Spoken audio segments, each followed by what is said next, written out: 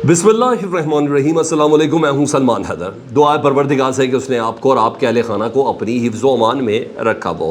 यकीनन ईद का दूसरा रोज़ भी आपने प्लान किया होगा। जिनकी कुर्बानियाँ रह गई हैं उन्होंने कुर्बानी भी देनी है, और जो पाकिस्तान के लोगों की खुशियों के लिए अपनी आज़ादी को कुर्बान करके बैठे हुए हैं, डेफिनेटली उनको भी ज़रूर याद रखिएगा। जो असीर हैं उनको भी ज़रूर याद रखिएगा। जिन्होंने अभी कुर्बानी का सोचा है उनको भी ज़रूर याद रखिएगा। लेकिन बहरहाल क्या अली अमीन गंडापुर साहब एजेंसियों के बंदे हैं, उनके इशारों पर काम कर रहे हैं? क्योंकि पाकिस्तान तहरीक इंसाफ के अंदर से दो बड़ी तगड़ी आवाज़ें निकली हैं जी, और दोनों किसी तारुफ के मोहताज नहीं हैं। एक इमरान खान साहब के करीब तरीन है शख्स, दूसरा बुशरा बीबी के करीब तरीन शख्स है। यह अहम तरीन बात है जो मैंने आपके साथ डेफिनेटली डिस्कस करनी है। क्या इस्टेब्लिशमेंट अपने मकसद में कामयाब हो गई है? वो यही चाह रही थी। और इमरान खान साहब ने ईद की नमाज़ नहीं पढ़ी, उनको नहीं पढ़ने दी गई, और इसकी बाकायदा तस्दीक मुलाकाती के बाद हुई है जी। जी हाँ, जिसने मुलाकात की है ईद के दिन, उसने इस बात की तस्दीक कर दी है।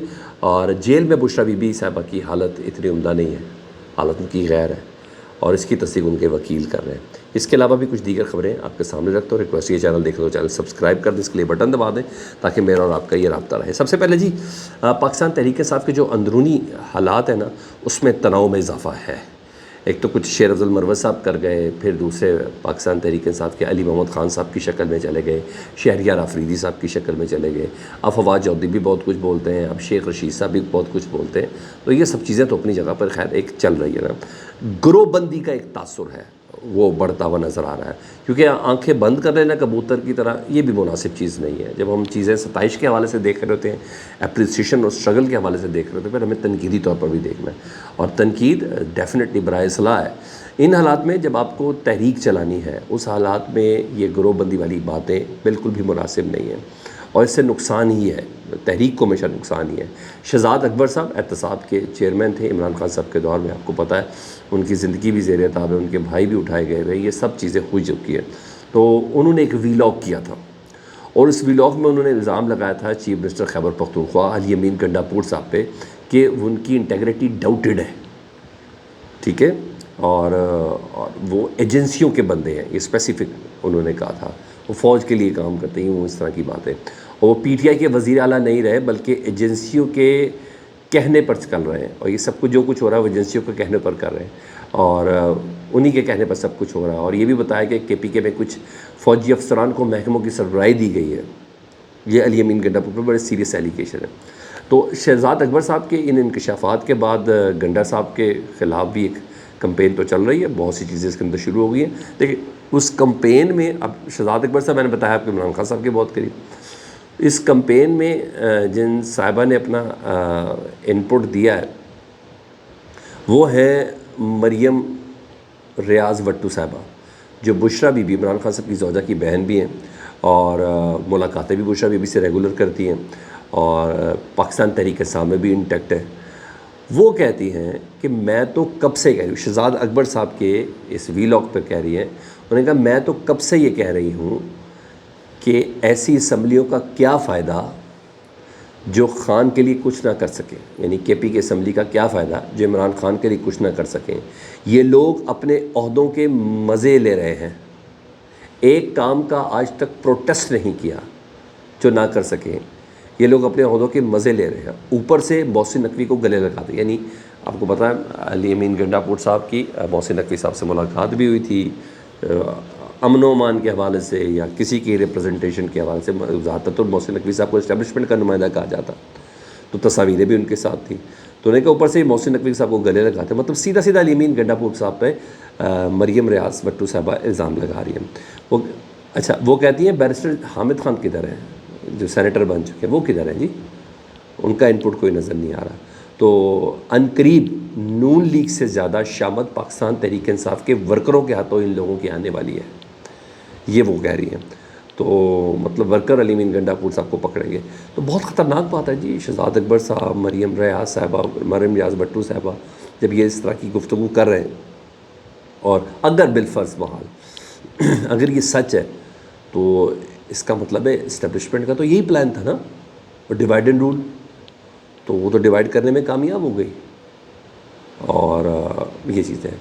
مجھے اپنے کامنٹ سیکشن میں بتانا ہے کہ آپ تسلیم کرتے ہیں، سمجھتے ہیں کہ علی امین گنڈاپور صاحب غداری کر سکتے ہیں یا ایسا کر سکتے ہیں؟